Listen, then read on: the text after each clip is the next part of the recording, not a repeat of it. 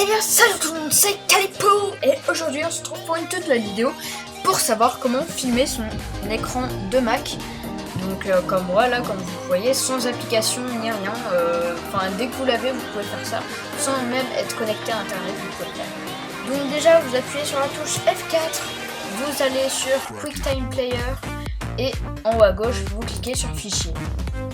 Normalement, le nouvel enregistrement de l'écran, il est comme celui-ci, le nouvel enregistrement audio, sauf que là, c'est pour filmer son écran, c'est le nouvel enregistrement de l'écran. Vous cliquez dessus, vous allez arriver sur quelque chose de semblable à ça. Ensuite, vous pouvez cliquer ici pour choisir le micro, si vous voulez un micro. Et puis après, vous cliquez ici. Ça va vous commencer l'enregistrement. Puis après, vous pouvez réappuyer pour finir l'enregistrement. Et si vous fermez, vous pouvez enregistrer l'enregistrement.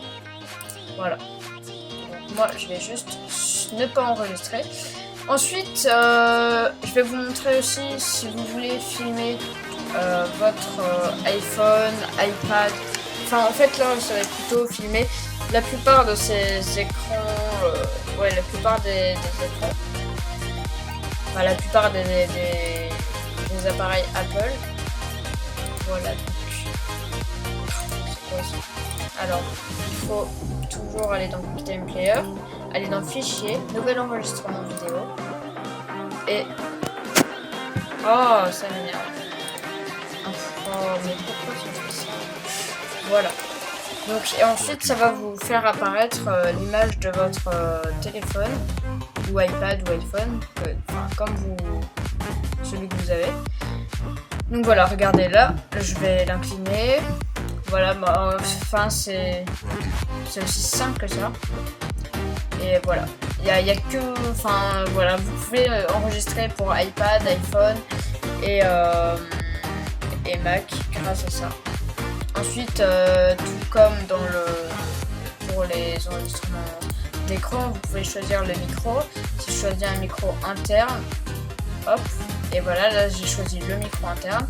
Là, l'iPhone, mon iPhone. Et là, je peux choisir la caméra FaceTime ou la caméra, ou l'iPhone. Donc là, je vais choisir l'iPhone. Voilà. Bon. Ensuite, cette technique, elle marche pour la plupart des appareils Apple. C'est tout simplement dans QuickTime. Franchement, je trouve que c'est top QuickTime.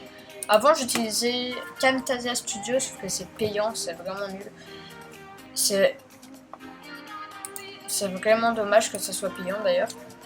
Franchement, ils devraient faire des trucs gratuits, genre comme Apple, là ils nous font des trucs gratuits. Par contre, Apple ils nous mangent vraiment beaucoup.